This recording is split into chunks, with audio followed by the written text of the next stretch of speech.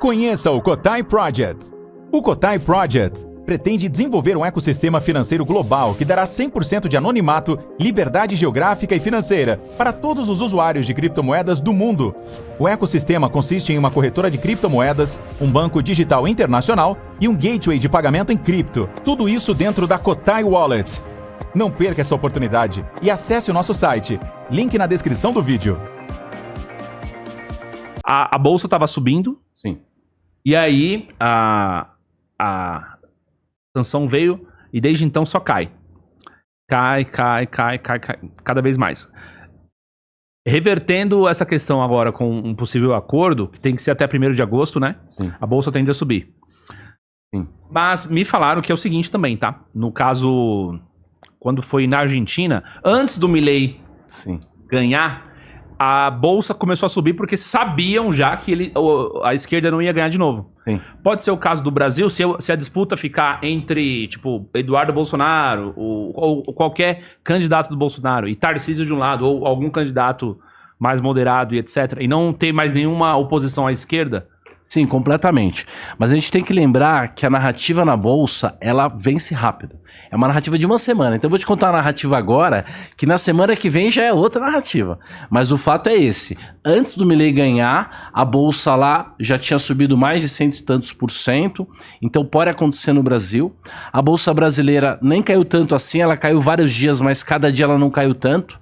Ela caiu 1% no primeiro dia, 1 e pouco no segundo, 0,70 no terceiro. E hoje, né, que ó, foi quinta, sexta, segunda e terça, hoje é terça, 5 dias, né, de quando aconteceu.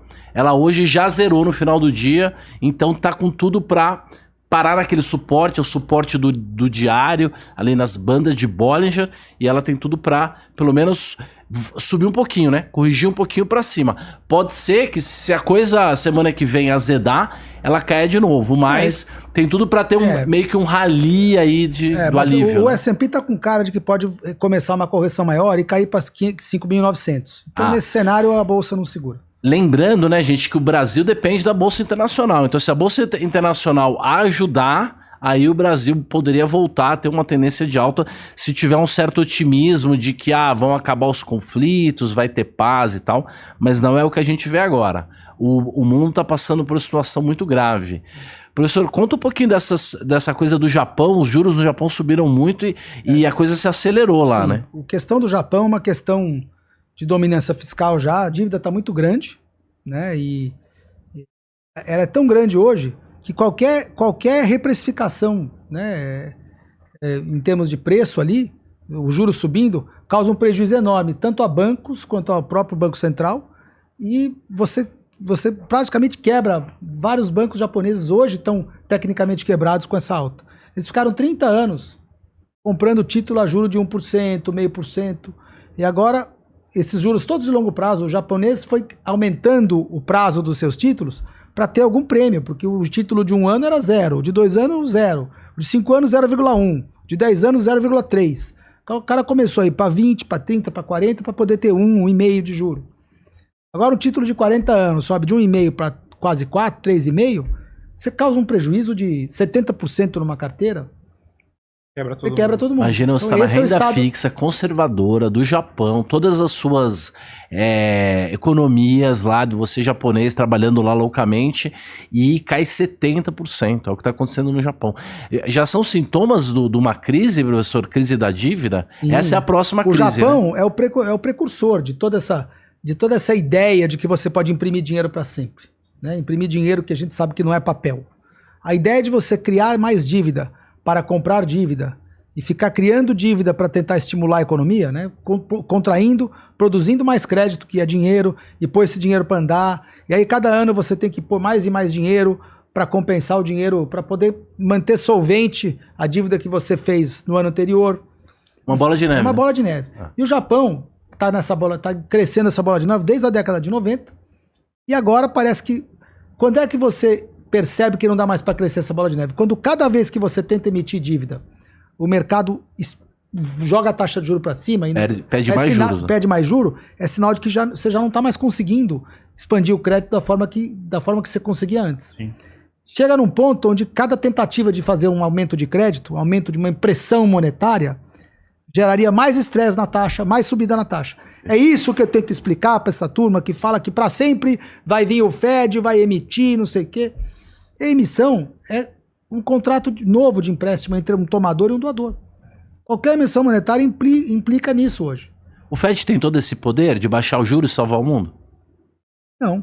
É um banco, né? Ele é um banco. Ele sozinho vai salvar o mundo? Não tem como. O mundo tem um tamanho 10 vezes maior do que digamos assim, 10 vezes maior o volume de crédito no mundo, que é, na minha cabeça, se você contar o sintético com o não sintético, é mais de $1 quadrilhão. $1 de dólares. O Fed não tem como comprar todos os derivativos do mundo, dar liquidez, zeragem para todo mundo e ainda comprar todos os créditos do mundo. Não tem. O Japão é o precursor da crise da dívida, né?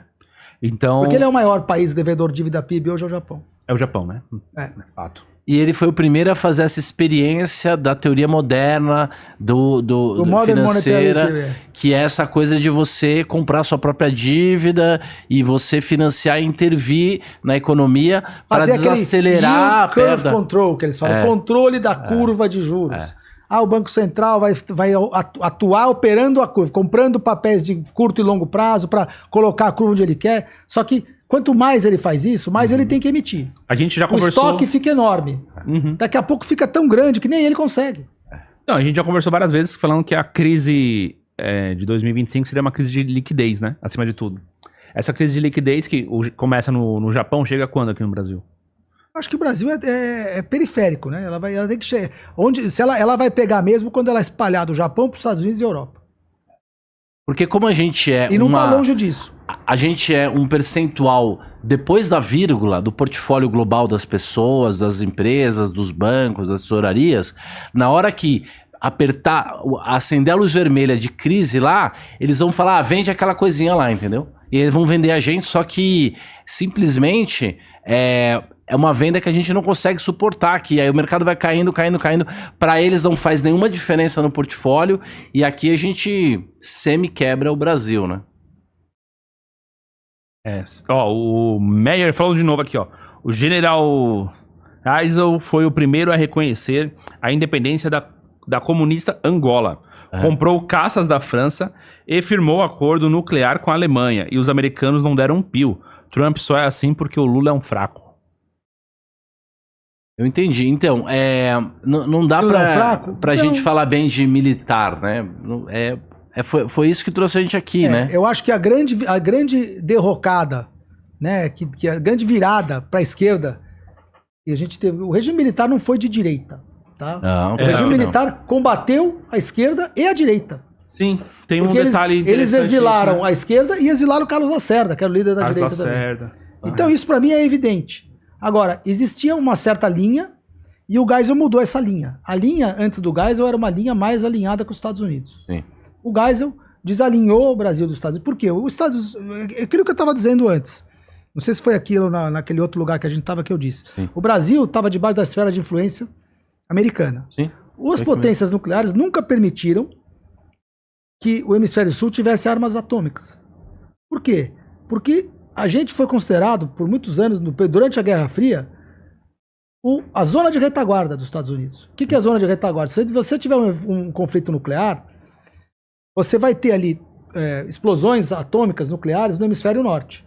Se você não tem armas atômicas no hemisfério sul, toda aquela poluição das nuvens, né, radioativas fica no hemisfério norte. E como você sabe, né, pelo estudo climático, os ventos, né, eles sopram dos polos para o Equador, depois o ar quente sobe, né? Então você vai tendo aquele ciclo dos polos para o Equador e sobe. Então não é tão fácil você misturar os áreas do hemisfério norte com o do hemisfério sul, porque quando chega no Equador tudo sobe. Faz assim. Então a única maneira de você ter terras agriculturáveis depois de uma guerra nuclear seria você preservar o hemisfério sul ao máximo. Então, por ser essa zona de retaguarda, as potências mesmo não permitiam que no hemisfério sul houvesse armas nucleares. Você vê um monte de país do hemisfério norte, menor que o Brasil, Sim. Tem arma nuclear. O Paquistão, não sei o que lá, tem arma nuclear. O Brasil não. Por quê? Porque está no hemisfério sul. Nenhum outro país do hemisfério sul também tem. Então, o Geisel, acho que não se conformava com isso. Sim. O Brasil não entendeu que, nesse momento, que insistiu, foi lá e fez acordo com a Alemanha, só que o acordo era para usina, né? Não era para armas. Armamento, né? Era para fazer Angra, usina e tal. Bom, o pessoal tá comentando aqui outras coisas, mas eu queria, antes da gente falar sobre essa crise, já que a gente tá falando da crise de liquidez, na contramão a China continua crescendo. E a China tem um plano muito forte. A gente já falou sobre a nova rota da seda e a construção de... Eu não acho que eles estão crescendo como você está falando. Não. Eles estão maqueando os números. Porque E você não, mas você não por que pode... que eu não acho? Ah. Porque já tem os números oficiais de inflação lá são negativos. 3%. 3,6%. Inflação negativa? É deflação. Deflação. A China está japanizando. E o que você acha que tá acontecendo com a China, então? O que eu acho? A China está tendo muita quebra de banco, de empresas imobiliárias. O governo está nacionalizando empresas. Sim. Ele imprime crédito, dinheiro e compra empresas quebradas. Dando dinheiro. E para eles não importa muito. O comunista gosta disso mesmo, de ser dono de ter tudo nacionalizado, né? Então, nessa hora... Só que isso é o sinal de que você está com a economia muito... em sério risco de quebrar mais coisas. E o que você faz é deprimir a população no sentido de que você acabou com a poupança interna, eles tinham uma poupança interna muito grande com os imóveis foram devastados, está sobrando centenas de milhões de imóveis. Centenas de milhões, tem cidades inteiras vazias. Esse PIB que eles estão chutando aí de 2,5, 3 já deve estar perto do zero. E as cidades, as províncias que vendiam muito terreno, que era a receita dela porque ela não cobra imposto, as províncias não cobram imposto, já venderam todos os terrenos, não estão mais recebendo. Então, aquilo ali é uma pirâmide quebrada. E agora, com o Trump dando esse checkmate, eles não aguentam as tarifas lá. Então, eles estão tendo que negociar ainda, se eles não e o Xi produto. Jinping foi retirado. Ele agora é um fantoche e tem 5 caras, um comitê mandando nele. Por isso que ele não aparece mais em público. Xi Jinping Sumiu, é um fantoche? Sumiu. É verdade. Por quê? Porque ele que causou essa briga toda. Não dá para os Estados Unidos gerar um superávit absurdo para a China e a China gastar esse lucro se armando contra os Estados Unidos. O Trump tá certo.